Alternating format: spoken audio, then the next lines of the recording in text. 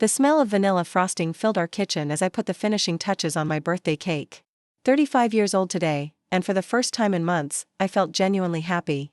Marcus had been so secretive lately, disappearing for phone calls and spending hours on his laptop with the screen angled away from me.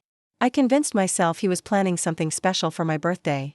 "Honey, I'm just going to grab some ice from the garage freezer," I called out, but Marcus didn't respond. He was locked in his office again, door firmly shut. I shrugged it off and headed downstairs. As I opened the garage door, I heard Marcus's voice drifting through the thin wall that separated the garage from his office. The window was cracked open, and his words hit me like a physical blow. "Yes, I want to file as soon as possible. She has no idea what's coming." His voice was cold, businesslike. "I've already moved most of my assets to the offshore account we discussed. The house is in my name only, so she'll have to find somewhere else to live." My hands trembled as I pressed myself against the wall. "Ice forgotten. Make sure the papers are ready for next week. I want this done quickly and quietly. She's been so naive about our finances. She thinks we're broke because I've been moving everything around. The divorce will be finalized before she even knows what hit her." I heard him laugh, actually laugh, as he continued. 35 years old and still so trusting. "She'll probably think she's getting half of nothing when really, I'm worth close to 2 million now. The business has been doing better than ever. But she doesn't need to know that." The ice bag slipped from my numb fingers and crashed to the concrete floor. I stood there in shock, my birthday suddenly feeling like a funeral. 20 years of marriage, and this was how it ended? With him plotting behind my back on my birthday, I managed to stumble back upstairs, my mind racing. The secretive phone calls, the late nights, the way he'd been treating me like a roommate instead of a wife. It all made sense now. I felt sick thinking about how I'd been worried about our finances while he was secretly hiding millions from me. Marcus emerged from his office with a bright smile plastered on his face. "There's my birthday girl. Ready for your surprise dinner?" I stared at him, this man I thought I knew, and forced myself to smile back. "Actually, I'm not feeling well. Can we postpone?" His relief was barely concealed. "Of course, sweetheart. You rest up. I have some work to finish anyway." I retreated to our bedroom, my mind spinning with betrayal and rage. But then something inside me shifted. If Marcus thought he could manipulate and deceive me, he was about to learn exactly who he'd married. The next morning, I woke up with a plan. I'd spent the night researching divorce laws and making notes about everything I could remember about our finances. If Marcus wanted to play dirty, I could play dirtier. I started by gathering every financial document I could find.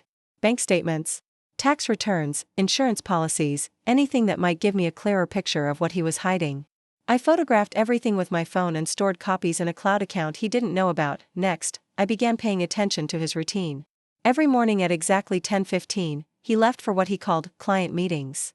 But I'd noticed these meetings always lasted exactly 2 hours, and he always came back in a suspiciously good mood. On Wednesday, I decided to follow him. I borrowed my sister's car and waited down the street from our house. When Marcus left, I trailed him to an upscale apartment complex across town. My heart sank as I watched him use a key to enter one of the units. 20 minutes later, a young blonde woman answered the door in a silk robe, throwing her arms around him. I sat in that parking lot for an hour, watching them through the window, feeling like my entire life was crumbling. Not only was he planning to divorce me and steal our assets, but he'd been having an affair. The betrayal cut so deep I could barely breathe, but instead of falling apart, something cold and determined settled in my chest. I started documenting everything. Photos of him entering and leaving the apartment, screenshots of his location when he claimed to be in business meetings, records of unexplained charges on our credit cards. That evening, Marcus came home whistling, acting like the devoted husband. "How was your day, honey?" he asked, kissing my cheek like he hadn't just spent 2 hours with another woman. "Wonderful," I replied sweetly. "I had lunch with Sarah and we talked about marriage. She mentioned how important it is for couples to be completely honest with each other." Something flickered in his eyes, but he just nodded and headed to his office. I spent the next few days playing the perfect, unsuspecting wife while secretly building my case. I discovered Marcus had been siphoning money from our joint accounts for months, transferring it to accounts I didn't know existed. He'd also been lying about the success of his consulting business. Instead of struggling like he'd told me, he'd landed several major contracts worth hundreds of thousands of dollars. Friday afternoon, I was organizing my evidence when my phone rang. The caller ID showed a number I didn't recognize. "Mrs. Richardson? This is David Chen from Chen and Associates legal firm. I believe your husband has been in contact with us regarding divorce proceedings." My blood ran cold. "Yes, he mentioned something about that." I'm calling because there's been a significant development in your case that I think you should be aware of. Would it be possible for you to come to my office today? There's something we need to discuss in person. My hands were shaking as I agreed to meet him in an hour. What could be so urgent that Marcus's own lawyer needed to see me? The law office was sleek and expensive looking, exactly the kind of place Marcus would choose to handle his dirty work. David Chen was a young man with kind eyes who looked genuinely uncomfortable as he ushered me into his office. Mrs. Richardson, I want to start by saying that what I'm about to tell you is highly unusual. In 20 years of practice, I've never encountered a situation quite like this. He pulled out a thick folder and set it on the desk between us. Your husband came to me 6 months ago requesting divorce papers. He provided me with financial statements showing minimal assets and claimed you'd agreed to an uncontested divorce with a simple 50-50 split of your limited marital property. I nodded, my throat too tight to speak. However, yesterday we received a court order to audit all of Mr. Richardson's financial accounts as part of a federal investigation into tax evasion and money laundering. The room started spinning. What? The IRS has been investigating your husband's business dealings for the past year.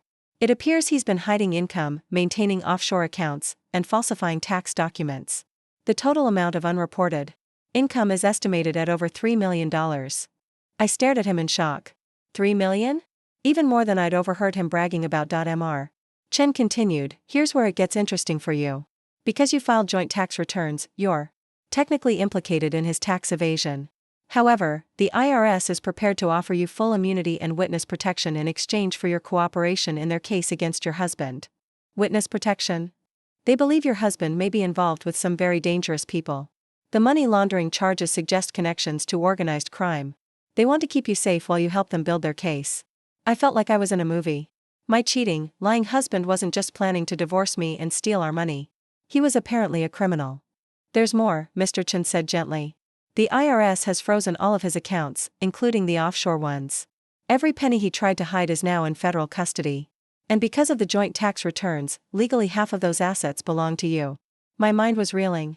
So I'm entitled to half of $3 million? Actually, more than that. The federal investigators believe there are additional hidden assets they haven't found yet.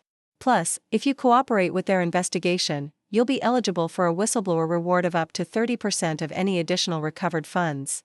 I sat back in my chair, trying to process everything. Less than a week ago, I thought I was a broke housewife about to be blindsided by divorce papers. Now I was potentially looking at millions of dollars and a federal investigation. What do I need to do? Mr. Chen smiled. The FBI wants to meet with you Monday morning. They'll wire you up and have you try to get your husband to discuss his hidden assets on tape. They're particularly interested in his business partner, a man named Vincent Caruso, who they believe is the head of the money laundering operation. That evening, I sat at our kitchen table, watching Marcus serve himself dinner like it was any other night. He had no idea that federal agents were probably watching our house right now, or that his carefully laid plans were about to explode in his face. You seem quiet tonight, he said, studying my face. Just thinking about things, I replied truthfully. Well, don't think too hard, he said with a condescending smile. Leave the heavy thinking to me. If only he knew over the weekend, I met with FBI agents who briefed me on Marcus's criminal activities. It turned out his consulting business was largely a front for laundering money for several criminal organizations. The innocent business trips he'd been taking were actually meetings with mobsters and drug dealers. The apartment where I'd seen him with the blonde woman was purchased with laundered money and used for conducting illegal business. Agent Rodriguez, the lead investigator, showed me surveillance photos of Marcus meeting with known criminals. Your husband is in deep, Mrs. Richardson. These people don't take kindly to snitches or anyone who might expose their operations. That's why we're taking your safety so seriously. Monday morning arrived, and I was fitted with a wire so small I couldn't even feel it. The plan was simple: get Marcus to talk about his hidden money and his business partners while the FBI recorded everything. I made coffee and waited for Marcus to come downstairs for breakfast. When he appeared, I was ready. Honey, I've been thinking about our future lately, I began, stirring my coffee nervously. Oh yeah? What about it? Well, money's been so tight, and I'm worried about our retirement. Do you think we'll ever be able to afford a nice house or take those vacations we used to talk about? Marcus's face softened with what looked like genuine sympathy. Oh sweetheart, don't worry about money. Things are going to get much better very soon. Really? How? He glanced around as if checking for listeners, then leaned closer. I haven't told you this because I didn't want to get your hopes up, but the business has been doing incredibly well. I've been saving up a surprise for you. My heart raced as he continued. I've got nearly $4 million saved up in special accounts. International investments, you know? Much better interest rates than anything domestic. $4 million? I gasped, not having to fake my shock. Maybe more. And Vincent, my business partner, he's got connections that are going to make us incredibly wealthy. We're talking about retiring early and buying that house in Tuscany you always dreamed about. I could practically hear the FBI agents cheering through my earpiece. But Marcus, where did all this money come from? Your consulting business? He laughed and puffed out his chest. Let's just say Vincent and I have found some very creative ways to help certain businessmen manage their cash flow problems. These guys have more money than they know what to do with, and they're happy to pay us a percentage to help them move it around safely. Move it around? From one place to another, clean it up, make it look legitimate. It's perfectly legal, he lied smoothly. Just complex international finance that most people don't understand. I nodded, playing the part of the naive wife. And the IRS doesn't mind? Marcus's expression darkened. The IRS doesn't need to know about every little international transaction. That's why we keep this money offshore, away from their greedy hands. What they don't know won't hurt them. Perfect. He'd just confessed to tax evasion on tape. When? Were you planning to tell me about all this? I asked. Soon, baby. Very soon.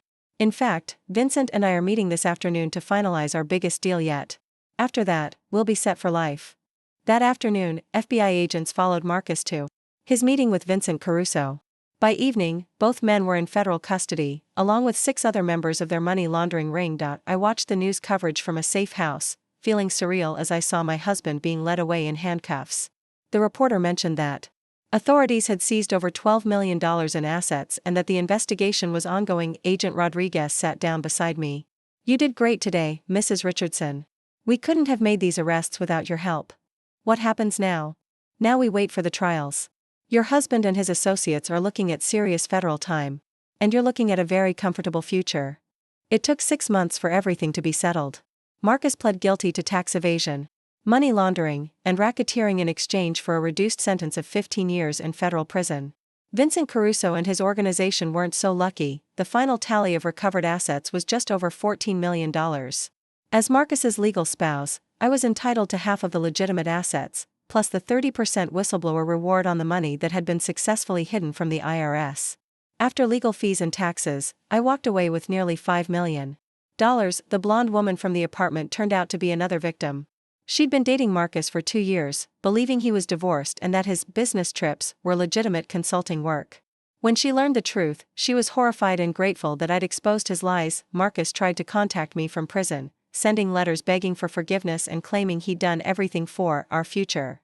I returned every letter unopened. I used part of my money to buy that house in Tuscany Marcus had promised me, though I went alone.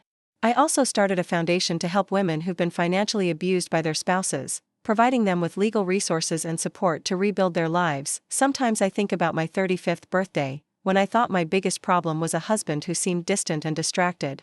I had no idea I was married to a criminal who was planning to abandon me with nothing while he disappeared with millions of dollars. The irony isn't lost on me. Marcus spent months plotting to divorce me and steal our assets, never knowing that his own criminal activities would be his downfall. He tried to make me the victim of his greed, but instead, his greed made him the victim of justice. I never did get that birthday dinner he promised me. But watching him get sentenced to 15 years in federal prison was the best gift I could have asked for. The months following Marcus's sentencing were both liberating and terrifying. I'd gone from being a financially dependent housewife to a millionaire overnight, but the emotional scars ran deeper than I'd expected. Every night for weeks, I'd wake up in cold sweats, convinced I heard Marcus's key in the front door. The safe house had provided security, but returning to our home felt like living in a museum of lies. I hired a team to sweep the house for any hidden cameras or recording devices. Marcus had been paranoid about his criminal activities, and I wouldn't put it past him to have been monitoring me. They found 3 listening devices, one in our bedroom, one in the kitchen, and one in my car. The violation felt almost worse than discovering his affair. Sarah, my sister, moved in with me for the first month after Marcus's arrest. She'd always sensed something was off about him but never imagined the extent of his deception. I keep thinking about all those times he complained about money, she said one evening as we sorted through his belongings. Remember when you wanted to take that art class and he said we couldn't afford it? He probably spent more on lunch that day than the class would have cost. We were boxing up his clothes to donate when I found a hidden compartment in his closet. Inside was a second cell phone, several fake IDs with Marcus's photo but different names, and a stack of photographs that made my blood run cold. They were surveillance photos of me going about my daily routine, grocery shopping, meeting friends for coffee, leaving work. Some were dated as far back as 2 years ago. He was having me watched, I whispered, my hands shaking as I flipped through the images. Sarah grabbed the photos and examined them closely. These aren't amateur shots. Someone professional took these. I immediately called Agent Rodriguez, who arrived within an hour to collect the evidence. His face was grim as he examined the fake IDs. Mrs. Richardson, these documents are extremely sophisticated. They're not something you can order online. Your husband had connections to some very dangerous people, and it appears they may have been keeping tabs on you long before our investigation began. The fake IDs all showed different versions of Marcus's name: Mark Richardson, Marcus Ricci, Michael Rossi. Each had addresses in different states, and one had an address in the Cayman Islands. We're going to need to extend your protection detail. Agent Rodriguez continued. Some of the people your husband worked with are still at large, and if they think you might have information that could hurt them, you could be in danger. The next 6 months were a blur of depositions, court appearances, and constant security. I testified via video link at Vincent Caruso's trial, detailing everything I'd overheard about their money laundering operation. The defense attorney tried to paint me as a vengeful ex-wife making up stories, but the recorded conversations and financial evidence spoke for themselves. During this time, I learned more about Marcus's double life than I'd ever wanted to know. FBI financial analysts traced his criminal activities back nearly 8 years, meaning our entire relationship had been built on lies and illegal money. The consulting business was real, but it was a front for laundering drug money, proceeds from human trafficking, and funds from various other criminal enterprises. The most shocking revelation came during Vincent Caruso's trial when a former associate testified about Marcus's role in their organization. Apparently, Marcus hadn't just been a money launderer, he'd been instrumental in recruiting other legitimate businessmen to join their operation. His charming personality and respectable facade made him perfect for approaching potential new partners. Richardson was Caruso's top recruiter, the witness testified. He'd identify successful business owners who were struggling financially, then offer them a way to make quick money. Once they were in, there was no getting out. I realized that Marcus had probably been sizing up potential targets at every business networking event and social gathering we'd attended together. I'd been his unwitting cover, helping him appear like a stable, married family man while he was actually recruiting for a criminal organization. The witness also revealed that Marcus had been planning to fake his death after our divorce was finalized. The plan was to make it look like he died in a boating accident while on a business trip to the Cayman Islands, then assume one of his fake identities and disappear with the hidden money. He showed me the boat he'd bought under one of his aliases, the witness continued. Said his wife was too stupid to ever figure out he was still alive, and even if she did, who would believe her? Sitting in that courtroom, listening to how Marcus had planned to destroy my life while laughing about my supposed stupidity, I felt a rage so pure it was almost cleansing. Any lingering doubts about my decision to cooperate with the FBI evaporated completely. After Vincent Caruso was sentenced to 25 years in federal prison, Agent Rodriguez and I met for what we both hoped would be our final official conversation. The last of Caruso's associates have been arrested, he informed me. You're no longer in any immediate danger, though I'd recommend you maintain a low profile for another year or so. What about Marcus? Any word on whether he'll cooperate further? Rodriguez shook his head. He's convinced he can appeal his conviction. His lawyer is arguing that the recordings you made were obtained under duress and should be inadmissible. I laughed bitterly. Duress? I was protecting myself from a criminal who was planning to rob me blind. The appeal won't succeed, Rodriguez assured me. Your husband's going to serve every day of that 15-year sentence. With the immediate legal proceedings behind me, I finally had time to process what my life had become. The money was substantial, but it felt tainted. Every dollar had come from someone else's misery, drugs sold to addicts, people trafficked against their will, families destroyed by crime. I couldn't bring myself to spend it on luxuries. Instead, I threw myself into research about financial abuse and discovered that my experience, while extreme, wasn't uncommon. Thousands of women every year discover that their husbands have been hiding assets, manipulating finances, or using money as a tool of control. Many of them end up with nothing because they don't know how to protect themselves legally. I started attending support groups for women who'd experienced financial abuse.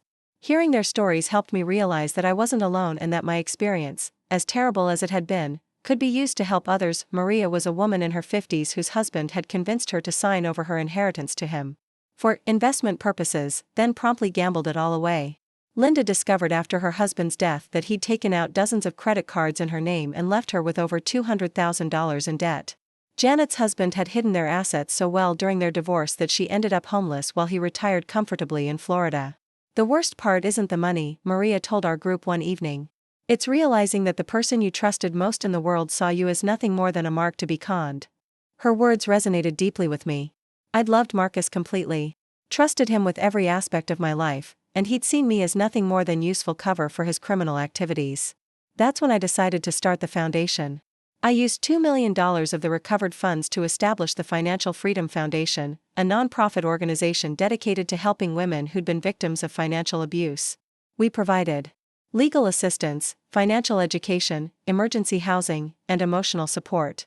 Our first office was a small space in downtown Seattle, but within a year we'd helped over 300 women recover stolen assets, escape financially abusive relationships, and rebuild their lives.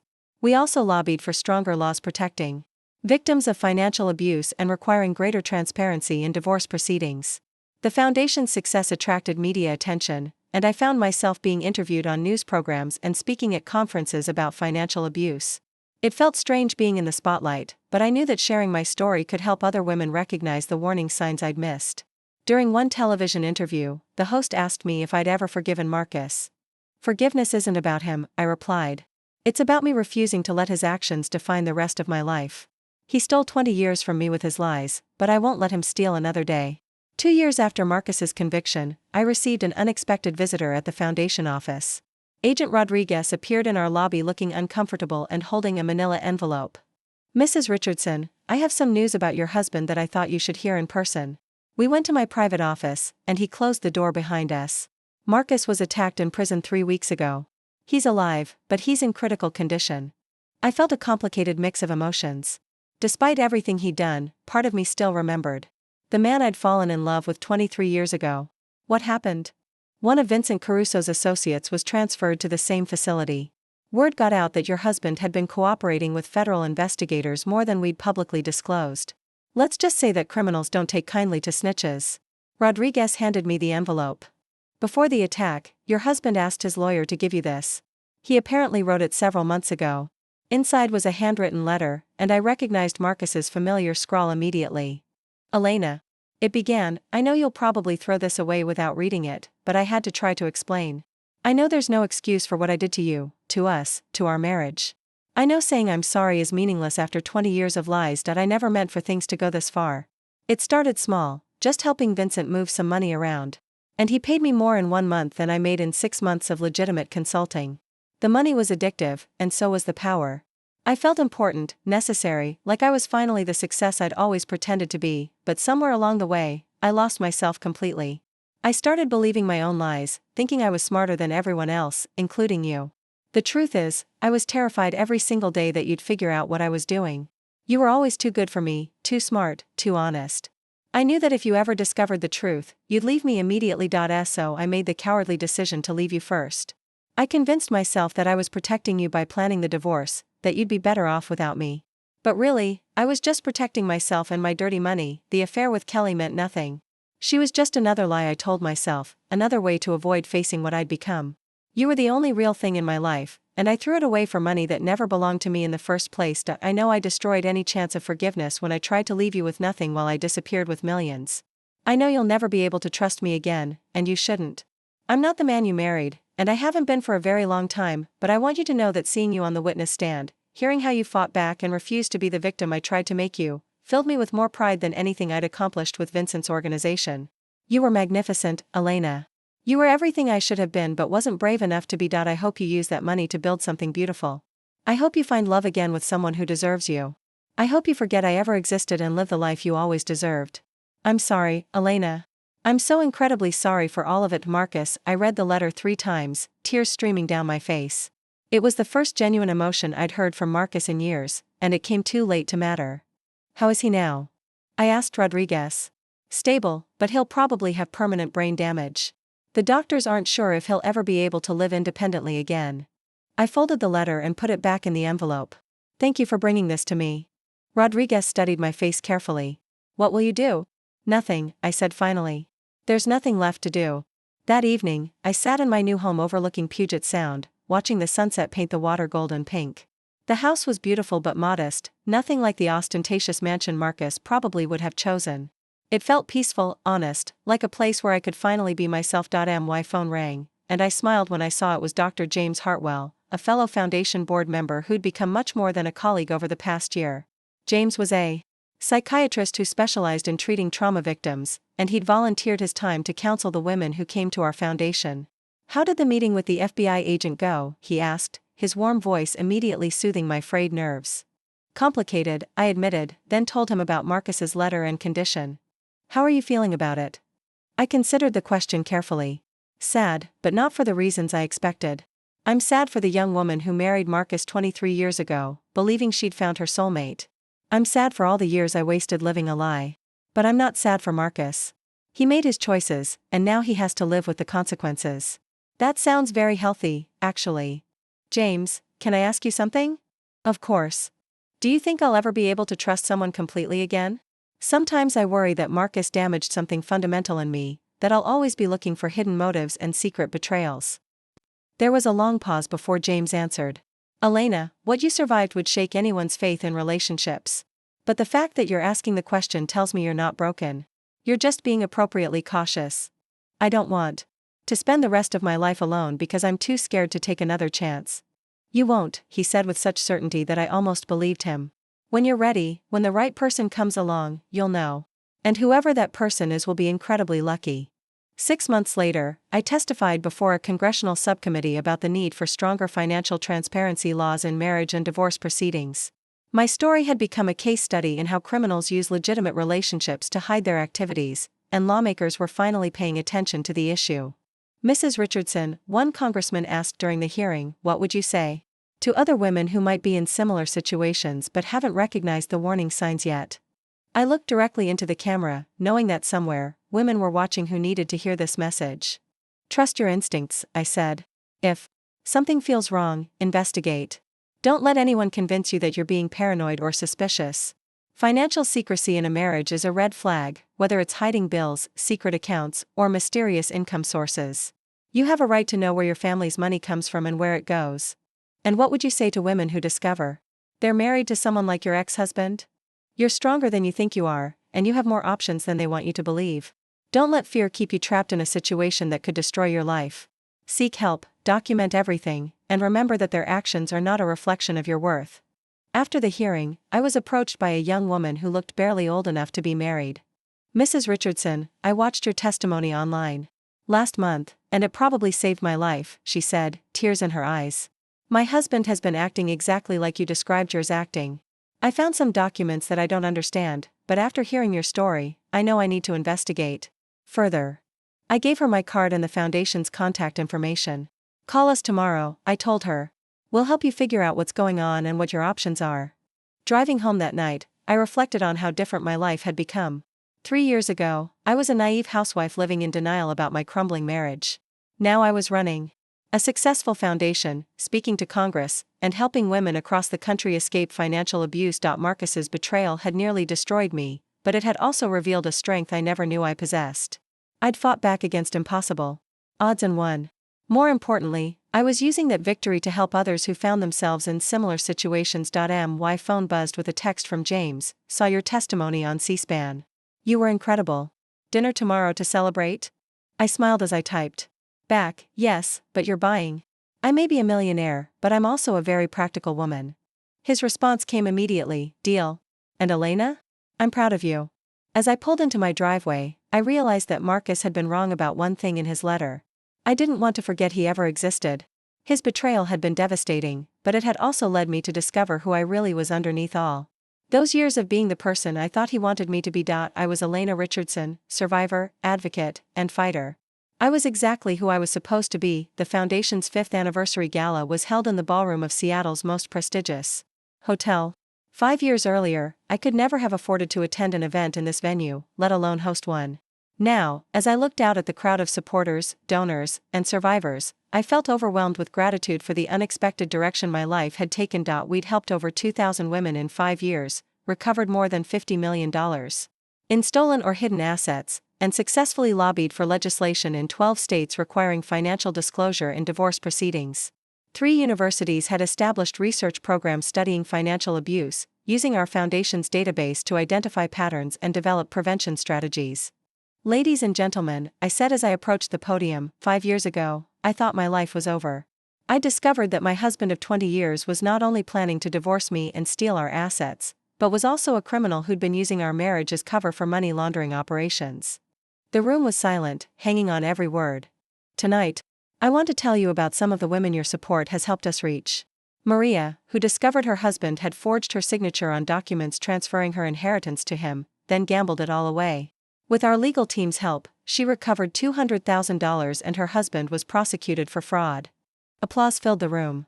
Jennifer, whose husband convinced her to sign over power of attorney while she was recovering from cancer treatment, then proceeded to empty their accounts and mortgage their home. Our emergency housing program kept her off the streets while our lawyers worked to reverse the illegal transactions. More applause. And Amanda, who realized her husband was using their joint business to launder money for drug dealers. She came to us terrified that she'd be implicated in his crimes, but we connected her with federal authorities and she received immunity in exchange for her cooperation. Her husband is now serving 20 years in federal prison, and Amanda used her share of the recovered assets to go back to school and become a paralegal. The standing ovation lasted several minutes. These women, and thousands like them, are proof that financial abuse doesn't have to be a life sentence. With the right support, legal assistance, and community, survivors can rebuild their lives and thrive. As I concluded my speech, I noticed a familiar face in the back of the room. Agent Rodriguez, now retired from the FBI, was applauding enthusiastically. After the event, he approached me with a warm smile. Elena, you've built something incredible here. The Bureau has been using your foundation's materials to train agents on financial crimes cases. I heard about that. It means a lot to know that our work is helping law enforcement understand these cases better. Actually, there's something else I wanted to discuss with you. His expression became more serious. We've been contacted by Interpol about a case in London. A woman there is married to someone we believe was connected to Vincent Caruso's network.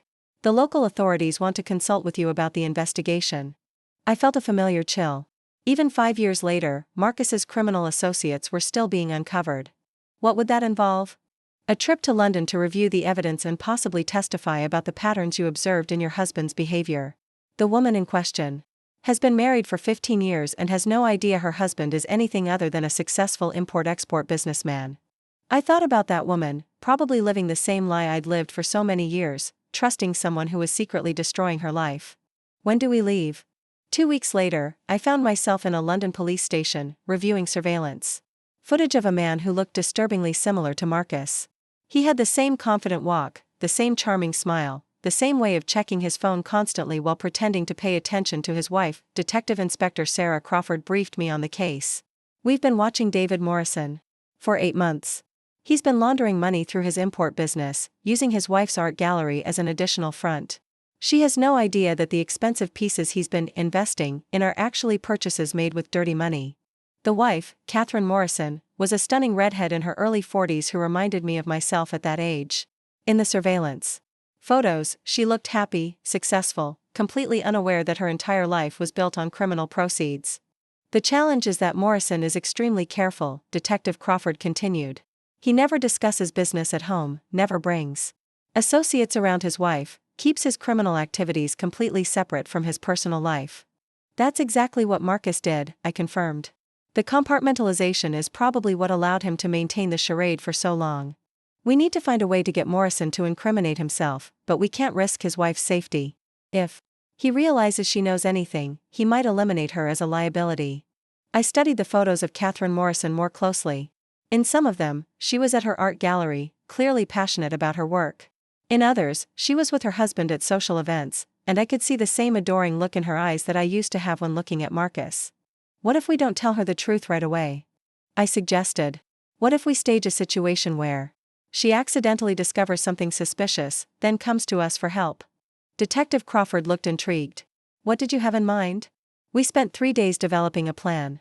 I would visit Catherine's art gallery as a potential client interested in purchasing several expensive pieces. During our conversation, I would mention that I was recently divorced and had discovered my ex-husband was involved in money laundering through art purchases. If Catherine was truly innocent, my story would either reassure her that her husband was legitimate or plant seeds of doubt that would make her more observant. The gallery was located in an upscale London neighborhood, and Catherine's taste was impeccable. The moment I walked in, I could see why someone would use art as a money laundering vehicle. A single painting could be worth hundreds of thousands of dollars, and its value was often subjective enough to justify almost any price. Are you interested in any particular style or period? Catherine asked as she showed me around. Actually, I'm looking for investment pieces, I said, following our script. I recently came into some money after a divorce, and my financial advisor suggested art as a good way to diversify my portfolio. Catherine's face lit up. Art can be an excellent investment, especially if you choose pieces by emerging artists who are likely to appreciate in value. My ex-husband was actually quite interested in art, I continued carefully. He claimed he was investing our money in paintings, but it turned out he was using art purchases to hide money he'd obtained illegally. I watched Catherine's face carefully, looking for any sign of recognition or concern. Instead, she looked genuinely sympathetic. I'm so sorry you went through that. It must have been devastating to discover you couldn't trust someone you loved. It was. The worst part was realizing I'd been so naive. There were probably warning signs I missed. What kind of warning signs? Expensive purchases that didn't match his legitimate income, secrecy about his business dealings, meetings with people he couldn't or wouldn't explain. I paused. Do you mind me asking, is your husband involved in the art world too? David has an import business, but he's developed quite an appreciation for art since we've been married. He's actually purchased several pieces through the gallery.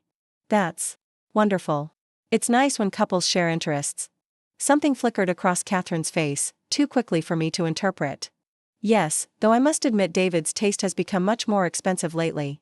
Last month he purchased a piece for £200,000 without even discussing it with me first. I felt my pulse quicken. That's quite an investment.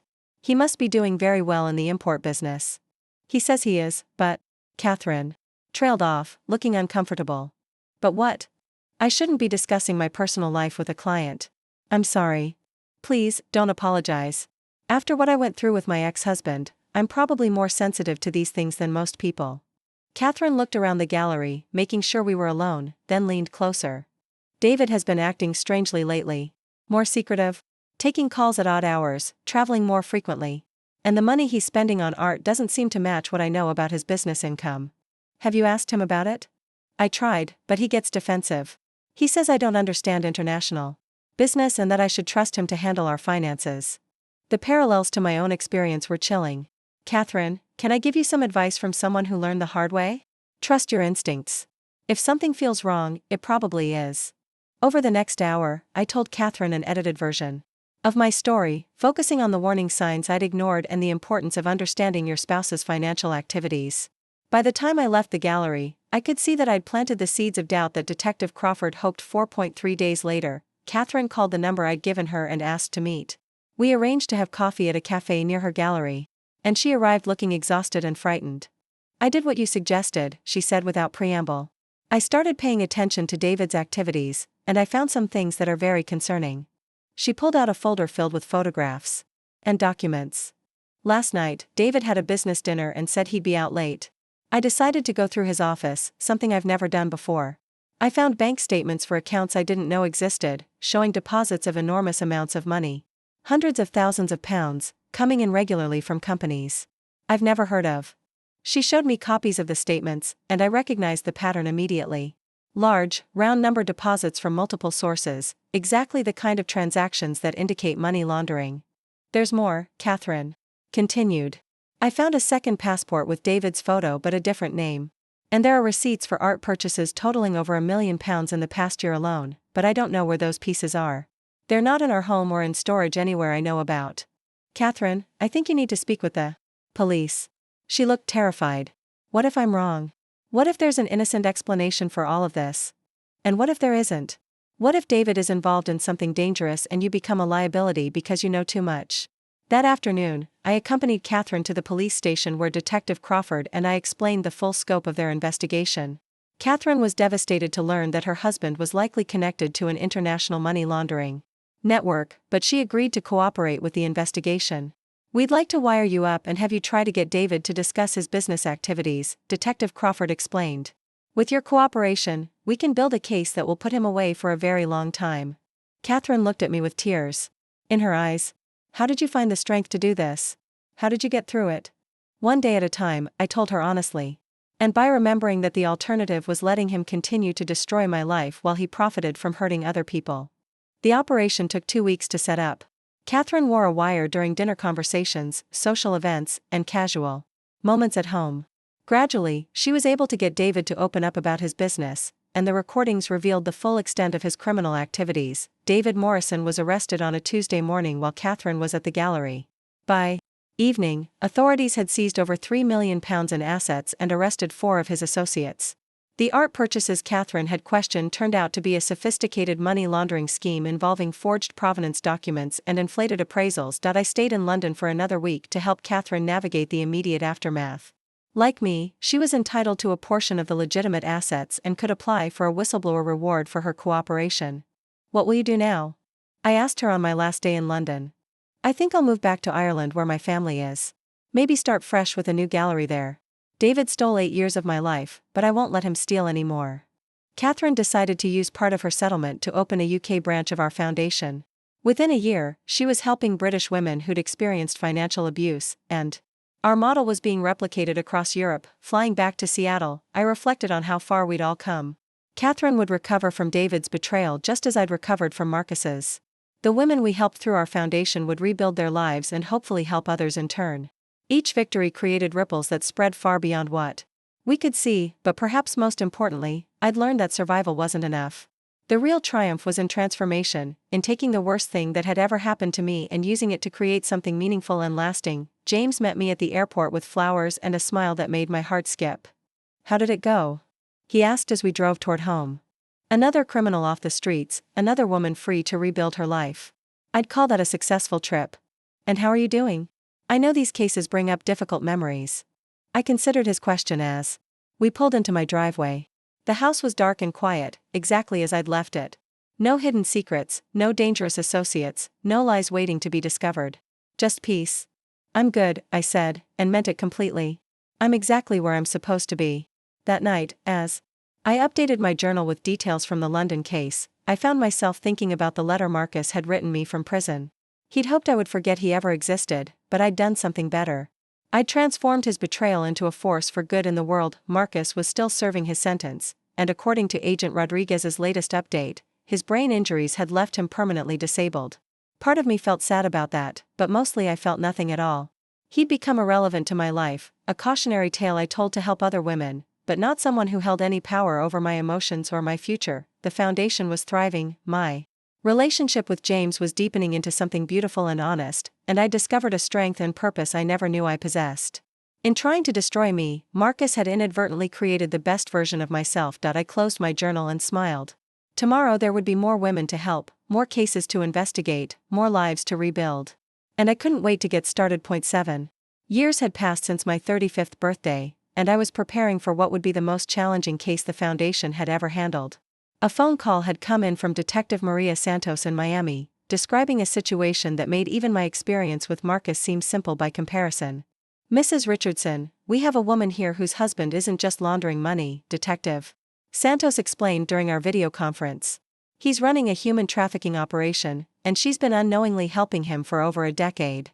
I felt my stomach drop. How is that possible?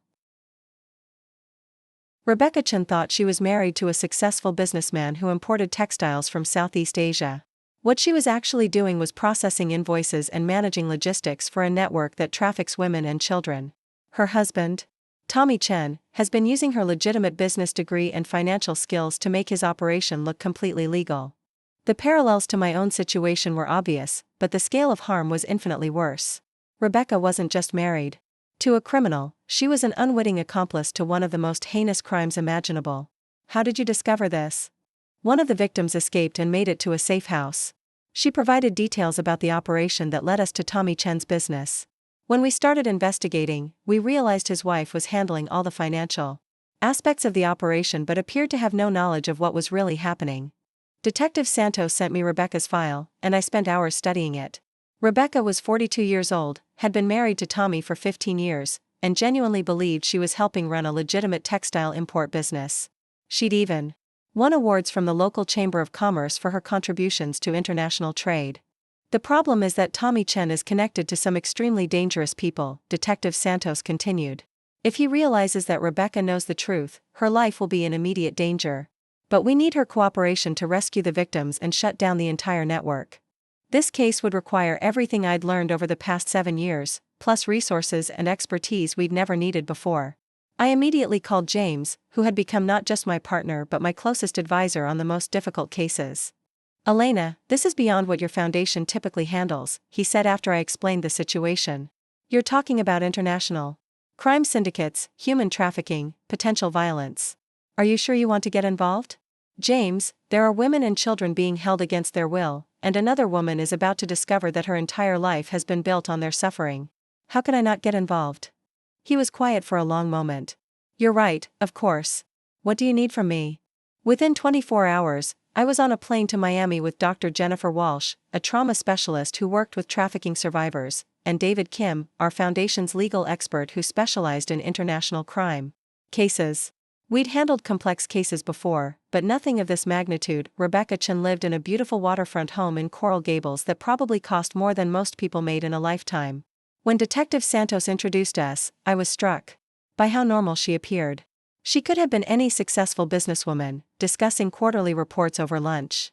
I don't understand why the police want to talk to me about trafficking, Rebecca said, clearly confused and frightened. Tommy imports fabrics and clothing. It's completely legitimate. I handle all the paperwork myself. Detective Santos and I exchanged glances. We'd agreed that I would be the one to explain the situation, given my personal experience with discovering a spouse's criminal activities. Rebecca, my name is Elena Richardson. 7 years ago, I discovered that my husband wasn't the legitimate businessman I thought he was. He was actually laundering money for criminal organizations, and I'd been unknowingly helping him by managing our household finances and providing him with a respectable cover. Rebecca's face went pale. Are you saying Tommy is involved in something illegal? We believe so, yes. But more importantly, we believe you've been manipulated and deceived, just like I was. You're not in trouble, Rebecca. You're a victim too. Over the next 2 hours, we carefully revealed the evidence against Tommy Chen. Financial records showing payments that didn't match any legitimate textile imports. Shipping manifests for containers that arrived empty but were documented as full of merchandise. Communication records with known human traffickers in Thailand, Cambodia, and the Philippines. This can't be real, Rebecca kept saying, shaking her head in denial. I've seen the merchandise. I've processed the invoices. The numbers all add up. That's because your husband is very good at creating convincing lies, I told her gently. The merchandise you've seen is real, but it's only a small fraction of what's actually being shipped. The containers that appear to hold textiles actually hold people. Dr. Walsh showed Rebecca photographs of the rescued victim who had provided information about the operation. The young woman, barely 18, had been sold by her family in rural Cambodia and shipped to Miami in one of Tommy's containers. She spent 3 weeks in that container with 12 other women and girls, Dr. Walsh explained. She described the business cards and letterhead she saw when she was processed through the system. They match your company's branding exactly. Rebecca began to cry, the full horror of the situation finally sinking in. How many people? How many victims? We estimate at least 200 women and children over the past 5 years, Detective Santos said. Your husband's operation is one of the largest trafficking networks we've ever uncovered. The next phase of the investigation required Rebecca to act normally while gathering evidence about Tommy's activities. Unlike my situation with Marcus, where the primary risk was financial fraud, Rebecca's safety was in immediate danger. Tommy Chen's associates wouldn't hesitate to kill anyone who threatened their operation. We moved Rebecca to a safe house and began planning how to get the evidence we needed to rescue the victims and arrest the entire network. The challenge was that Tommy was extremely paranoid and had multiple security measures in place. He monitors my phone, my computer, even my car, Rebecca explained during one of our planning sessions. If he notices any change in my behavior, he'll know something is wrong. That's why we're going to use his paranoia against him, Detective Santos suggested. We'll create a situation where he thinks you've discovered his affair with his business partner, Linda Vang. While he's focused on managing that crisis, you'll have an opportunity to access his real files. Linda Vang was Tommy's supposed partner in the textile business, but according to our investigation, she was actually his partner in the trafficking operation. More importantly, they were having an affair that Tommy thought he'd kept secret from Rebecca. The plan was risky but elegant.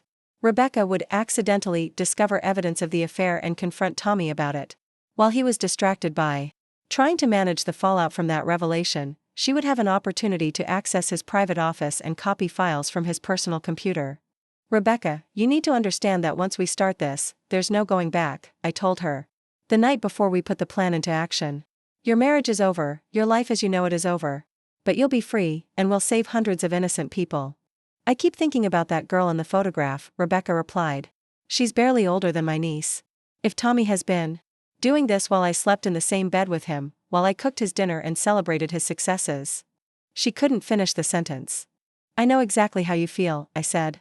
"The betrayal is almost impossible to comprehend. But you're going to get through this, and you're going to help make sure it never happens to anyone else." The operation began on a Thursday morning. Rebecca called Tommy at his office, hysterical, claiming she'd found hotel receipts and credit card charges that proved his affair with Linda. Tommy rushed home to find Rebecca throwing his clothes into suitcases, screaming about divorce and taking half of everything, while Tommy was focused on calming Rebecca down and convincing her that the affair meant nothing. Federal agents were secretly installing surveillance equipment throughout the house. Rebecca's emotional breakdown gave them cover to plant cameras and listening devices in Tommy's private office. That evening, after Tommy had convinced Rebecca to work things out, she served him his favorite dinner along with wine that contained a mild sedative. Once he was soundly asleep, she accessed his computer and copied files that revealed the full scope of the trafficking operation. The evidence was staggering. Detailed records of victims, shipping schedules, payment structures, and communication with trafficking networks across Southeast Asia. Tommy Chen wasn't just running a local operation. He was a major player in an international criminal enterprise that spanned multiple continents.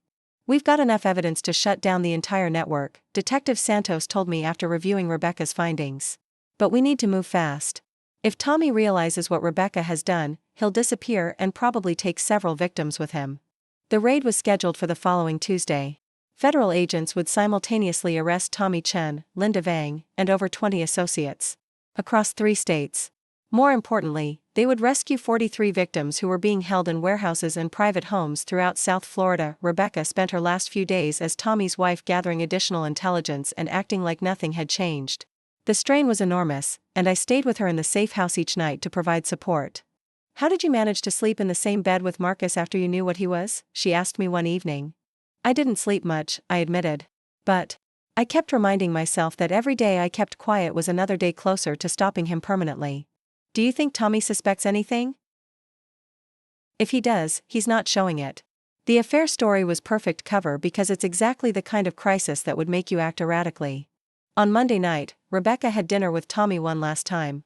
Federal agents were listening to their conversation through the surveillance equipment, ready to intervene if Tommy showed any sign of suspicion.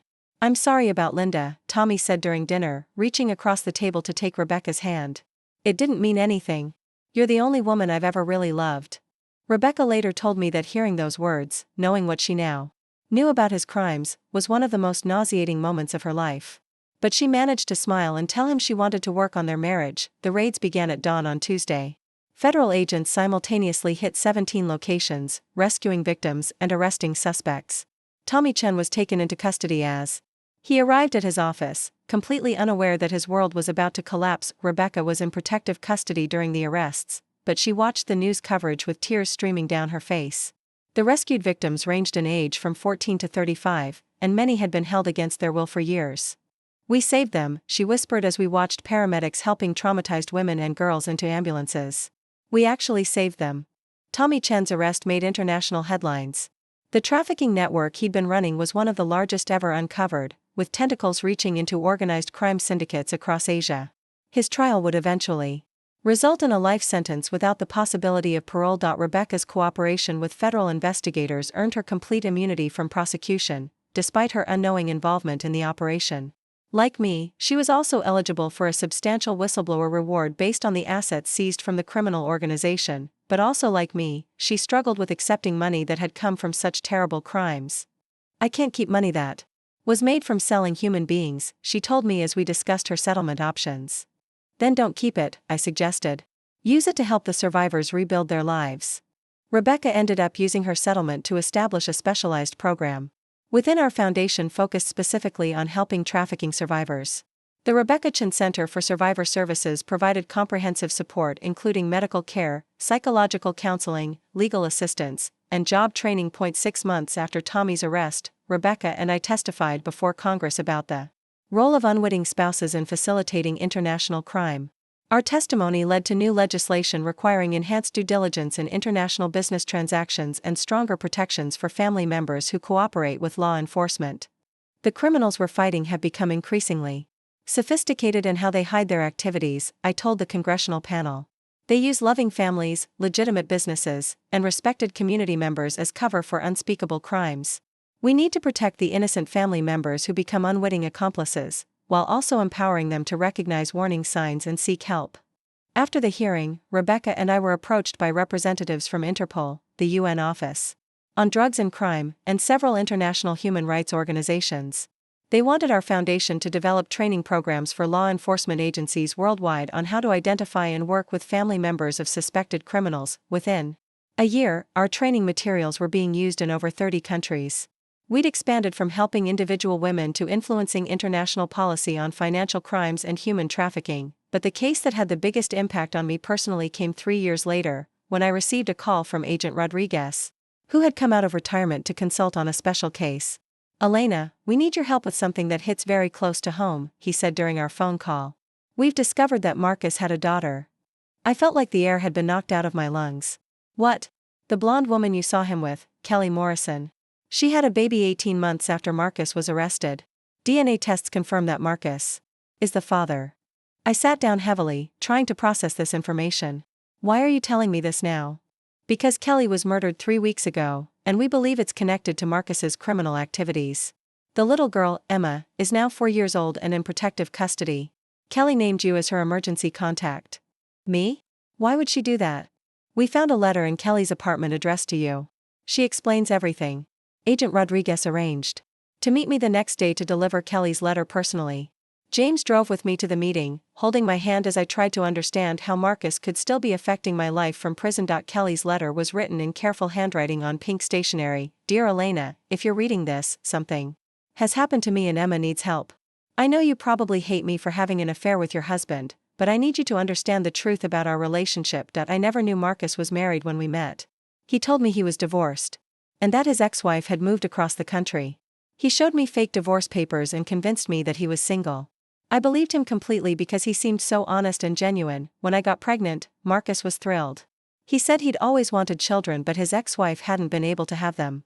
He promised to marry me as soon as his business problems were resolved. I didn't learn the truth until after Marcus was arrested. The FBI agents who interviewed me explained that Marcus had been married to you for 20 years and that everything he told me was a lie. I felt sick realizing that I'd been just another one of his victims. I named you as Emma's emergency contact because I followed your story in the news, and I know you understand what it's like to be deceived by Marcus. I also know you're a good person who helps women who've been hurt by men like him. Emma is a beautiful, innocent little girl who doesn't deserve to suffer because of her father's crimes. I don't have any family who can take care of her, and I'm terrified that the people Marcus worked with might try to hurt her to get revenge against him. I know I have no right to ask this of you, but please don't let Emma pay for Marcus's sins.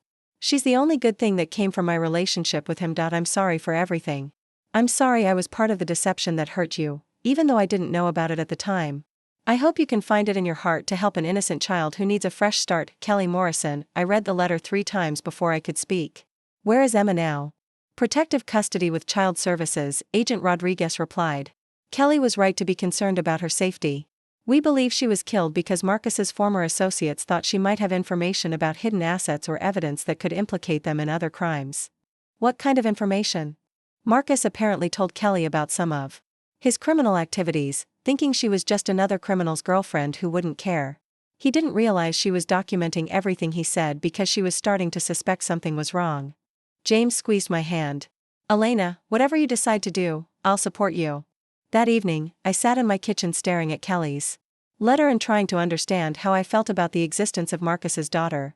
Part of me was angry that he'd created another victim through his lies and manipulation. Part of me was heartbroken for Kelly, who had been just as deceived as I had been, but mostly, I thought about a 4-year-old girl who had lost her mother, and whose father was a convicted criminal serving a life sentence. Emma was completely innocent in all of this, and she needed someone to protect her from the consequences of Marcus's choices. I called Agent Rodriguez the next morning. I want to meet Emma. The meeting was arranged for the following week at a neutral location with child psychologists present. Emma was a beautiful little girl with Marcus's dark hair and eyes, but her smile was completely her own. She was shy at first, clinging to her caseworker, but gradually warmed up when I showed her photos of the horses at the sanctuary I'd established on my property. "Do you like horses?" I asked her. She nodded enthusiastically. "Mommy said maybe someday we could get a pony." My heart broke realizing that Kelly would never be able to keep that promise. "Would you like to come see my horses sometime?" Emma's face lit up. "Really? You have real horses?" Over the next several weeks, Emma visited my home regularly under supervised visitation. James was wonderful with her, and she quickly became attached to both of us. The horses were indeed a huge hit, and she showed a natural fearlessness around animals that reminded me of myself at that age. "She's been through a terrible trauma, but she's remarkably resilient," Dr. Walsh observed after one of Emma's visits. "Having stability and people who care about her will make all the difference in her recovery." The legal process of becoming Emma's guardian was complicated by Marcus's status as her biological father.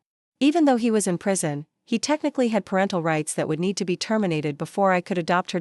My lawyer, David Kim, handled the complexities with his usual skill. "Marcus can contest the adoption if he wants to, but given his criminal conviction and life sentence, it's unlikely any court would rule in his favor." To my surprise, Marcus didn't contest the adoption. According to his lawyer, he actually supported it, saying that he wanted Emma to have the stable home that he'd never been able to provide. "He asked me to tell you that he's grateful you're willing to take care of his daughter," the lawyer informed me. "He said he knows he has no right to ask anything of you, but he hopes you'll tell Emma good things about her mother." 6 months later, Emma officially became my daughter. The adoption ceremony was small, attended by James, my sister Sarah, Agent Rodriguez, and several colleagues from the foundation. Emma wore a white dress and carried a bouquet of wildflowers that she'd picked from our property. "Do I call you Mommy now?" she asked me after the judge signed the final papers. "You can call me whatever feels right to you," I told her, kneeling down to her level. She thought about it seriously for a moment. "I think I'll call you Mama Elena. That way I can remember both my mommies." James and I married 8 months later. In a ceremony held on our property, surrounded by rescued horses and the people who'd become our chosen family. Emma was our flower girl, and she took her job very seriously, making sure every petal was placed perfectly along the aisle. Marcus wasn't mentioned during the ceremony, but his presence hung over the day in a strange way. If he hadn't betrayed me so completely, I never would have discovered my own strength, built the foundation, or ended up with this beautiful family I never could have imagined. During our first dance, James whispered in my ear, "Are you happy?" I looked around at our wedding guests, then at Emma, who was dancing with Agent Rodriguez while wearing his FBI hat, and finally back at James's kind, honest face. "I'm more than happy," I told him. "I'm exactly who I was meant to be." The foundation continued to grow and evolve. Rebecca Chen had become our international director, helping establish programs in 12 countries. We'd helped over 5,000 women recover from financial abuse, and our research had influenced legislation around the world. Emma thrived in our home, showing no signs of the trauma that had marked her early years. She loved the horses, excelled in school, and had an innate sense of justice that made me proud. Sometimes I caught glimpses of Marcus in her expressions, but her character was entirely her own. On Emma's 8th birthday, she asked me about her father for the first time. "Mama Elena, why is my daddy in prison?" James and I had discussed this moment many times, working with child psychologists to determine the best way to handle her questions when they came. "Your daddy made some very bad choices that hurt a lot of people," I explained carefully. "He's in prison because that's the consequence for the choices he made." "Was he mean to you too?" "He lied to me and tried to take things that belonged to both of us. But because of that, I learned how to help other people who were being hurt the same way." Emma considered this seriously. "So something good came from something bad?" "Yes, sweetheart. Sometimes that's how life works." "Will I ever meet him?" I exchanged glances with James. "Maybe someday, when you're older, if you decide you want to. But you don't have to if you don't want to." Emma nodded and went back to playing with her birthday presents, apparently satisfied with my answers. That night, as I tucked her into bed, she asked one more question. "Mama Elena, do you think my daddy knows I'm okay?" "I think he does, sweetheart. And I think he's glad you have people who love you." 10 years had passed since my 35th birthday when I received a call that I'd been both expecting and dreading. Marcus had died in prison of complications from his brain injuries. The warden, who called to inform me, was kind but businesslike. Mr. Richardson passed peacefully in the prison medical facility. He left a letter for you and one for his daughter. I felt a complicated mix of emotions, relief, sadness, and something that might have been closure. Marcus's final letter to me was short. Elena, thank you for taking care of Emma. Thank you for giving her the life I destroyed my chances of providing. Thank you for being everything I should have been but wasn't strong enough to be. I hope someday you can tell her that I loved her, even though I was never able to show it properly. I hope you can tell her that her mother was a good person who deserved better than me. I'm grateful that my daughter will grow up knowing what real love looks like. Marcus. Emma was 11 when I gave her the letter her father had written for her. She read it silently, then folded it carefully and put it in her memory box next to photos of Kelly and mementos from our family trips. Are you sad that he died? She asked me. I'm sad that he never got the chance to become the person he could have been, I told her honestly. But I'm not sad that his story is over. Now we can focus completely on our story. Emma hugged me tightly. I like our story better anyway. The Foundation's 15th anniversary gala was held at the Seattle Convention Center, with over 1,000 attendees including survivors, supporters, and dignitaries from around the world. We'd grown from a small nonprofit helping local women to an international organization that had assisted over 20,000 survivors and influenced policy in 47 countries. During my speech that night, I reflected on the journey that had brought us all together. 15 years ago, I thought my life was ending when I discovered my husband's betrayal, I told the audience. I couldn't have imagined that his attempt to destroy me would instead lead to the most meaningful work of my life. I looked out at the crowd and saw faces that told stories of survival, transformation, and hope. Rebecca Chen was there with her partner Sarah, whom she'd met at a survivor support group. Maria, one of our first clients, had become a legal advocate and had helped dozens of other women navigate the court system. Amanda, whose husband had been laundering money for drug dealers, was now a federal prosecutor specializing in financial crimes. Every woman we've helped has gone on to help others, I continued. Every life we've touched has created ripples that spread far beyond what we can see. That's the real victory in this work, not just helping individuals heal, but creating a community of survivors who refuse to let anyone else suffer in silence. As the evening wound down, James found me on the terrace overlooking Elliott Bay. Emma, now 16 and as beautiful and brilliant as I'd always known she would be, was inside talking with some of the younger survivors about her plans to study international law. Proud of what you've built? James asked, wrapping his arms around me from behind. Proud of what we've all built, I corrected. I couldn't have done any of this alone. What do you think Marcus would say if he could see this? I considered the question seriously. I think he'd be amazed that something so positive came from his destructive choices. But I also think he'd finally understand what real success looks like. A few months later, Emma and I were going through old photos when she came across the newspaper clipping from Marcus's arrest. Mama Elena, do you ever regret marrying him? That's a complicated question, sweetheart. I regret the lies and the betrayal and all the people who were hurt by his crimes. But I can't regret the path that led me to you and to the work we do through the foundation. Do you think he really loved me? I think he loved you as much as he was capable of loving anyone. But he was too damaged by his own choices to be the father you deserved. Emma nodded thoughtfully. I'm glad you became my mom instead. Me too, baby. Me too. As I write this, Emma is starting her senior year of high school and has been accepted to Georgetown University's School of Foreign Service. She wants to work for the State Department helping combat international human trafficking. The foundation continues to grow and evolve, adapting to new challenges and finding new ways to help survivors rebuild their lives. Sometimes people ask me if I've forgiven Marcus, and the answer is complicated. I've forgiven him for my own peace of mind, but forgiveness doesn't mean forgetting or minimizing the harm he caused. It means choosing not to let his actions continue to define my life. Marcus tried to make me a victim of his greed and criminality. Instead, his betrayal revealed a strength I never knew I possessed and led me to a life of purpose I never could have imagined.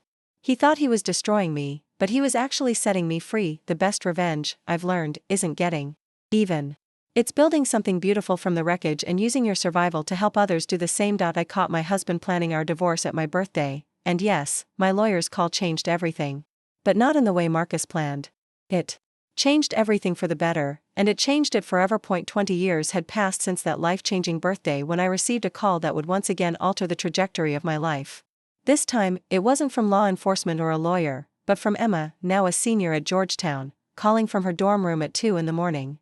Mama Elena, I need you to sit down, she said, her voice shaking in a way that immediately put me on high alert. Emma, what's wrong? Are you hurt? I'm okay, but I've discovered something about my father that changes everything we thought we knew about his case. I felt James stir beside me as I sat up in bed. What kind of something? I've been working on my senior thesis about international money laundering networks, and I decided to research Marcus's case as part of my project. I got access to some declassified FBI files through my professor's connections, and Mama Elena, there are documents that were never made public. My heart began to race. Emma, maybe this isn't something you should be investigating. I found evidence that Marcus wasn't just working for Vincent Caruso's organization. He was actually working undercover for the FBI for the last 2 years. Of his criminal activities. The world seemed to stop spinning. That's impossible. I have the documents right here. Marcus was recruited by the FBI after they arrested him for the first time in 2019, but that arrest was sealed and never made public.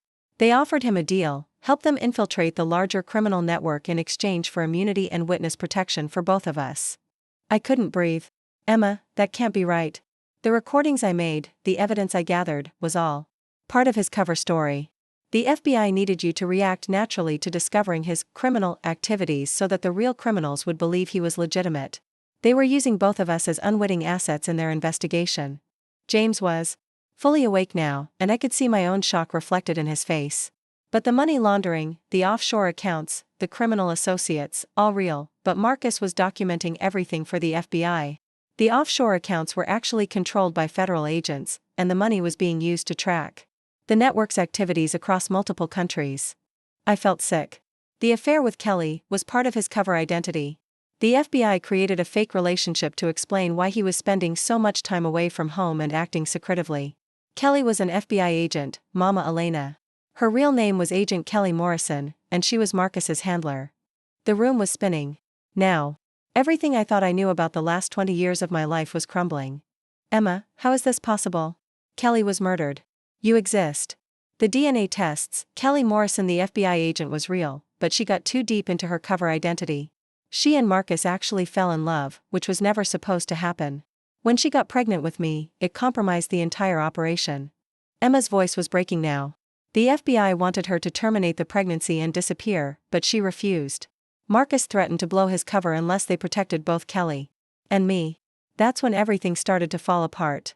I managed to find my voice. What happened to the real investigation? It was successful. The FBI dismantled the entire international trafficking network, rescued over 300 victims, and arrested key players in 7 countries. But they had to sacrifice Marcus's cover to do it. The public story about him being a criminal was created to protect the investigation and to keep us safe from retaliation. Safe from retaliation? The criminal organization that Marcus helped expose put contracts out on him, Kelly, and me. The FBI staged Kelly's murder to make it look like she'd been killed by criminals seeking revenge, then put her in witness protection. She's been alive this entire time. I felt like I was going to be sick. Where is she now? Living in Portland under a new identity. She's been watching over me from a distance my entire life, working with the FBI to make sure I stayed safe. She's the one who provided the declassified documents to my professor. James spoke for the first time. Emma, are you saying your father was actually a hero? Not exactly. Marcus did commit real crimes before the FBI recruited him. The money laundering charges were legitimate for his activities prior to 2019. But everything from 2019 forward was part of his undercover work. I stood up and began pacing, trying to process this information. Why didn't anyone tell me the truth? Because you had to react authentically to protect the investigation. If you'd known Marcus was working undercover, you might have acted differently, and the criminals would have suspected something was wrong. What about his brain injuries in prison? His death? Emma was quiet for a long moment. Mama Elena, Marcus isn't dead. His death was staged by the FBI when they determined that the contracts on his life made him too dangerous to keep in general population. He's been in witness protection for the past 6 years. I sat down heavily on the bed, my mind reeling. Where is he now? I don't know, but Kelly does. She wants to meet with us to explain everything. She's flying to Seattle tomorrow. The next 24 hours were the longest of my life. James and I canceled all our appointments and spent the day trying to make sense of Emma's revelations. I kept thinking about all the nights I'd lain awake hating Marcus for his betrayal, all the speeches I'd given about his crimes, all the ways I'd used his story to help other women. If Emma was right, then Marcus had been sacrificing his marriage and his relationship with me to protect innocent people. He'd let me believe he was a criminal to maintain his cover, even though it meant destroying our life together, but he'd also lied to me for years, put me in danger without my knowledge, and allowed me to live with hatred and anger when I could have been living with understanding and pride. Kelly arrived at our house the next evening, and I was shocked by how much she looked like the woman I'd seen Marcus with all those years ago. She was older now, with short blonde hair instead of long, but her eyes were unmistakably the same. "Elena, I know this is overwhelming," she said as we sat in my living room. "I've wanted to tell you the truth for 20 years. Why didn't you?" "Because until last month, the investigation was still active. There were still people out there who wanted Marcus, you, and Emma dead. We couldn't risk exposing any of you to that danger." James leaned forward. "What's changed now?" "The last of the criminal organization's leadership was arrested 3 weeks ago in Bangkok. The threat is finally over, which means we can tell you the truth." Kelly pulled out a thick folder and set it on the coffee table. "These are Marcus's real FBI files. Everything he did from 2019 forward was sanctioned and monitored by federal agents." I opened the folder with trembling hands. Inside were photographs of Marcus meeting with FBI handlers, reports he'd written about criminal activities, and detailed plans for the investigation that had ultimately saved hundreds of trafficking victims. "He volunteered for this assignment," Kelly continued. "When the FBI first arrested him for the legitimate money laundering charges, they offered him a standard plea deal. But when he learned about the scope of the trafficking operation, he insisted on going undercover to help stop it." "Why didn't he tell me?" "Because the FBI profilers determined that you would never be able to convincingly pretend to be unaware of his activities. You're too honest, Elena. You wear your emotions on your face. If you'd known he was working undercover, the criminals would have seen through the deception immediately." Emma spoke up from where she was sitting curled in an armchair. "Kelly, why did you let me think you were dead?" Kelly's face crumpled. "Because I thought it would be easier for you to grow up believing your mother had died a hero than to know your mother had spent your entire childhood lying to everyone about who she was." "But Elena adopted me thinking she was helping an orphan." "Elena adopted you because she has the biggest heart of anyone I've ever known," Kelly said, looking at me with tears in her eyes. "Even if you'd known I was alive, I think you still would have taken care of Emma. You were already the mother she needed." I found my voice finally. "Where is Marcus now?" "Living in a small town in Montana under the name Michael Rivers. He owns a bookstore and volunteers at a local animal shelter. He's been clean and sober for 6 years, and according to his handlers, he's become the man he always could have been if he hadn't gotten involved with criminals in the first place." "Does he know we're having this conversation?" Kelly nodded. "He knows. He wanted me to give you this." She handed me another letter, this one written in Marcus's familiar handwriting but on different paper than his previous letters. "Elena, if you're reading this, then Kelly has finally been able to tell you the truth about everything. I've been writing versions of this letter for 6 years, never knowing if you'd ever be able to read it. I know that learning the truth now doesn't erase 20 years of believing I betrayed you in the worst possible way. I know it doesn't undo the pain you felt or the anger you carried. I know it doesn't justify the lies I told or the way I let you suffer, but I need you to know that walking away from you was the hardest thing I've ever done. Every day of that undercover assignment, I wanted to tell you the truth. Every night I came home and pretended to be a criminal. I was dying inside knowing what you must think of me. I let you believe I was planning to divorce you and steal our money because the alternative was letting you know I was working with people who would kill you without hesitation if they suspected anything. I let you hate me because it kept you safe. The irony is that your reaction to discovering my supposed crimes was perfect. You were angry, hurt, and determined to fight back, exactly like any innocent spouse would be. Your authenticity sold my cover story better than any acting could have. I've followed your work with the foundation from a distance, and I'm more proud of what you've accomplished than I could ever express in words. You took the worst thing that you thought had ever happened to you and turned it into something that has helped thousands of people. You are extraordinary, Elena. I know I have no right to ask anything of you after everything you've been through. I know you've built a beautiful life with James and Emma, and I would never want to disrupt that. But if you're willing, I would like the chance to apologize to you in person. Not because I expect forgiveness, but because you deserve to hear the truth from me directly. Whatever you decide, please know that loving you was the best thing I ever did, and losing you was the worst. Even if it was necessary to protect you." Marcus, I read the letter twice before I could speak. "When was this written?" 3 days ago, Kelly replied. "After we confirmed that the last of the criminal organization had been arrested." "What happens now?" "That's up to you. Marcus is willing to meet with you if you want to see him, but he understands if you don't. The FBI is prepared to relocate him again if his presence here would be disruptive to your life." I looked at Emma, who was watching me with an expression I couldn't read. "How do you feel about all of this?" "Confused," she admitted. "I've spent my entire life thinking my father was a criminal who abandoned me. Now I find out he was actually trying to save people, and he's been alive this whole time thinking about me. Do you want to meet him? Emma was quiet for a long moment. Yes. But I'm scared. I understood exactly how she felt. Over the next week, James and I had countless conversations about what this revelation meant for our family. He was characteristically supportive, but I could see that he was struggling with the implications too. Elena, I need to ask you something, and I need you to be completely honest, he said one evening as we walked along the beach near our house. Of course. Do you still love him? I stopped walking and turned to face him. James, I don't even know who him is anymore. The man I was married to was living a lie. The man who betrayed me was playing a role. The man who's been in witness protection for 6 years is someone I've never met. That's not really an answer. I took his hands in mine. I love the life we've built together. I love Emma, I love our work, I love the family we've created. Whatever feelings I had for Marcus died a long time ago, and learning the truth doesn't resurrect them. But I do need to see him. I need to look him in the eye and hear the truth from him directly. I need closure on that chapter of my life before I can fully embrace this one. James nodded slowly. Then we'll arrange a meeting. All of us together, with Kelly present as a neutral party. The meeting was set for the following Saturday at a secure location arranged by the FBI. I was nervous in a way I hadn't been since Emma's adoption hearing, and I couldn't decide what to wear or how to prepare for seeing the man who had shaped so much of my life through his absence. Emma was even more nervous, spending the morning pacing around the house and changing clothes multiple times. What if he doesn't like who I've become? She asked me as we drove to the meeting location. Emma, you are the most remarkable young woman I've ever known. If he doesn't see that immediately, then he doesn't deserve to know you. The meeting was held at a small conference room in a downtown office building. When we arrived, Kelly was already there, and she introduced us to Agent Patricia Winters, who had been overseeing Marcus's case for the past 6 years. Before Mr. Richardson joins us, I want to make sure everyone understands the parameters of this meeting, Agent Winters explained. This is not a family reunion. This is a briefing to provide closure on a classified investigation. Mr. Richardson is still technically in witness protection, and his safety depends on maintaining operational security. A few minutes later, the door opened and Marcus walked in. I barely recognized him. He was thinner than I remembered, with gray hair and lines around his eyes that spoke of years of stress and regret.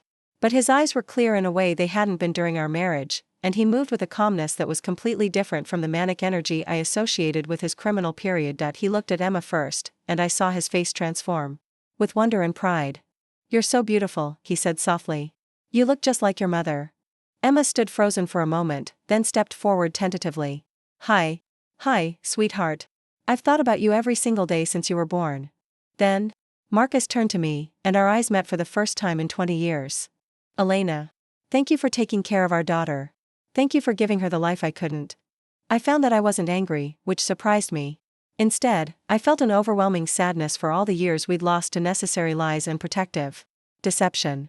Marcus, I need to understand something. When you were planning that fake divorce, when you were moving money around and acting like you were going to abandon me, how much of that was real? He sat down across from me, his hands folded carefully on the table.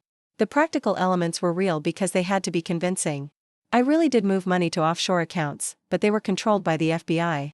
I really did meet with lawyers about divorce papers, but it was to create documentation that would convince the criminals I was planning to disappear with their money. But how did you feel about it? Were you relieved to have an excuse to leave me? Marcus was quiet for a long moment. Elena, I was terrified every single day that something would go wrong and you would be hurt because of what I was doing. There were nights I lay awake next to you wondering if I should just confess everything and let the FBI find another way to infiltrate the network. Why didn't you? Because by then we'd already identified 300 victims who were being held in conditions that were essentially slavery. Every day we delayed the investigation was another day those people suffered. I couldn't prioritize my marriage over their lives. Emma spoke up. Did you know Kelly was an FBI agent when you started having feelings for her? Yes, but we weren't supposed to have feelings for each other. That was a complication that nearly destroyed the entire operation. Kelly leaned forward. Emma, your father and I fell in love despite trying not to. When I found out I was pregnant, we both knew it could end both of our careers and compromise the investigation. But you chose to have me anyway. We chose to have you and deal with the consequences, Marcus said. It was the first purely selfish decision I'd made since joining the FBI, and I've never regretted it. We spent 3 hours talking that day, with Marcus explaining the details of his undercover work and the investigation that had resulted from it. The trafficking network he'd helped expose had been operating in 12 countries and had victimized over 800 people. His work had led to arrests that dismantled similar networks across 3 continents. Elena, I know this doesn't excuse the pain you went through, but I need you to know that your reaction to discovering my supposed crimes was crucial to the investigation's success. The way you gathered evidence, the way you cooperated with law enforcement, the way you fought back against what you thought was my betrayal convinced the criminals that everything was legitimate. So I was an unwitting FBI asset too. You were the most important part of the entire operation, even though you didn't know it. As the meeting wound down, Agent Winters explained what would happen next. Mr. Richardson will be returning to Montana tomorrow. This will likely be the last time you'll see each other unless there are extraordinary circumstances. His new identity must remain protected for his safety and yours. Emma looked stricken. So I get one afternoon with my father and then he disappears again? Marcus reached across the table and took her hand. Emma, I know this is impossibly unfair to you.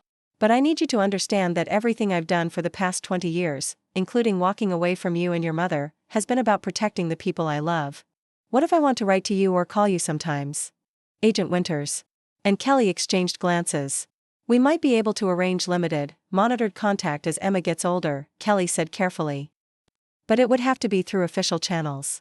I want you to know that I'm proud of who you've become, Marcus told Emma. Elena has raised you to be everything I hoped you would be. You're going to do incredible things with your life. I want to work in international law enforcement, like Kelly. Marcus smiled. Then you'll be fighting the same fights I've been fighting, just from the other side of the law. When it was time to leave, Marcus stood and looked at me one more time. Elena, I don't expect forgiveness for the pain I caused you, even if it was necessary. But I want you to know that discovering what you built from the ashes of our marriage has been the greatest source of pride in my life. You took what you thought was betrayal and turned it into a force for good in the world. Marcus, I need to ask you one more question. Anything. Do you regret the undercover work? Do you regret sacrificing our marriage for the investigation? He considered the question seriously. I regret that there wasn't another way to do it. I regret that you had to suffer. But I don't regret helping to save those victims. Even knowing what it cost us, I would make the same choice again. I nodded, understanding finally that this was who Marcus really was, someone who would sacrifice his own happiness to protect innocent people. It didn't erase the pain of the last 20 years, but it explained it in a way that brought me peace. Then I'm proud of you too, I told him. We said goodbye in that sterile conference room, and I watched Marcus walk out of my life for what would probably be the final time. But this time, instead of feeling betrayed or abandoned, I felt complete. The circle had finally closed. I in the car afterward, Emma was quiet for a long time before asking, Mama Elena, do you think things would have been different if we'd known the truth from the beginning? I think everything would have been different, I said honestly. But I don't think it would have been better. The foundation wouldn't exist. Thousands of women wouldn't have been helped. You and I might never have found each other. So you're glad it happened the way it did? I thought about her question as we drove through the Seattle streets toward home, where James was waiting with dinner and our 3 rescue horses and our quiet, honest life. I'm glad we're where we are now, I said finally. Sometimes the most beautiful destinations require the most difficult journeys. The end.